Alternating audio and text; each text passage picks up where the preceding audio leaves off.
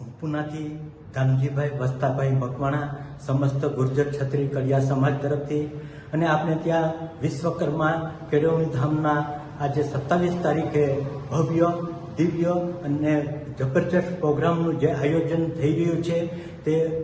સુખરૂપે પાર પડે એવી અમે પૂર્ણ પુરુષોત્તમ ઈષ્ટદેવ સ્વામિનારાયણ ભગવાન અને ઈશ્વરના ચરણોમાં પ્રાર્થના કરીએ છીએ અને ખૂબ ખૂબ આભાર કે આવા અનમોલ કાર્યક્રમના આયોજન કરતા અને દાતા કાર્યકર્તા અને સમાજના પાથદર્શકો અને સમાજના આધારસ્તંભો આદરણીય વડીલો ઉપસ્થિત બધા કાર્યકર્તાઓ તો બધાને અમે ખૂબ ખૂબ અભિનંદન આપીએ છીએ અને ત્યાં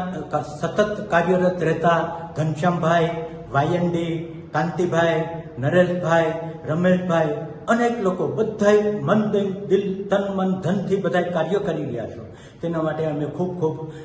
આભાર માનીએ છીએ અને આ એક અમારો પ્રયાસ છે યુવા શક્તિને ખીલવાનો અને વિચાર અને આચાર વચ્ચેનું અંતર જાણવાનો સંઘ સ્થાન અને સ્થિતિ જાણવાનો અને સમાજને શિક્ષિત અને સમાજને દીક્ષિત અને સમાજને વિકસિત કરવાની પ્રેરણા માટેનો સમજદારી જવાબદારી અને સકારાત્મક વિચારસરણી અને સમાજમાં એકતા સંગઠન સહિષ્ણુતા એ સાચી શક્તિ છે ગમે તેવું વાવાઝોડું આવે પણ તો પણ વડના ઝાડને કાંઈ નહીં થાય એનું કારણ એક જ છે કે એના મૂળ બહુ ઊંડા હોય છે અને એને ઘણી બધી વરવાઈઓ હોય છે અને જેને કારણે સમતોલ પણ જાળવી રાખે છે તો એવી જ રીતે આપણે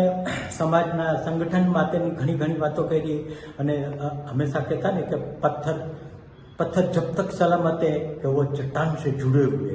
पेड़ के पत्ते जब तक सलामत है कि वो पेड़ से जुड़े हुए हालात को बदलना हमारे हाथ में नहीं लेकिन विचारों को बदलना वो हमारे हाथ में है और वो सब हम लोग का कर्तव्य है इसके लिए विचार को बदलने के लिए तो फिर અને જેના અને સાથે સાથે એક પણ વાત કહું કે અને અહીંયા આવા મહાન પ્રોગ્રામ દિવ્ય પ્રોગ્રામમાં અને બધા નાના મોટા બધા લોકો આવે કારણ કે જેના મોટા શિખરો છે એ મોટા મંદિરો છે એ બધા એના શિખરોથી શોભે છે અને મોર જે હોય છે મોર એના પીછાથી શોભે છે અને વૃક્ષ એના પાંદડાથી શોભે છે તેમ તમે બધા આ પ્રસંગમાં નાના મોટા બહેનો દીકરીઓ બધા અવશ્ય પધારજો અને શોભાને અતિશય એકદમ શોભાયમાન કરવા માટે અમે એકદમ આભાર બધા વ્યક્ત કરી છીએ અને જરૂર ને જરૂર બધા પધારશો અને સાથે સાથે એક શામ વિશાલ વર્ગ કે નામ અને એક શામ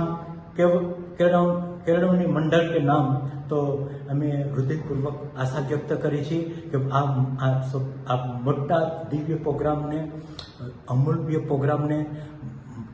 દીપાવવા માટે જરૂર બધા આવશો ને આવશો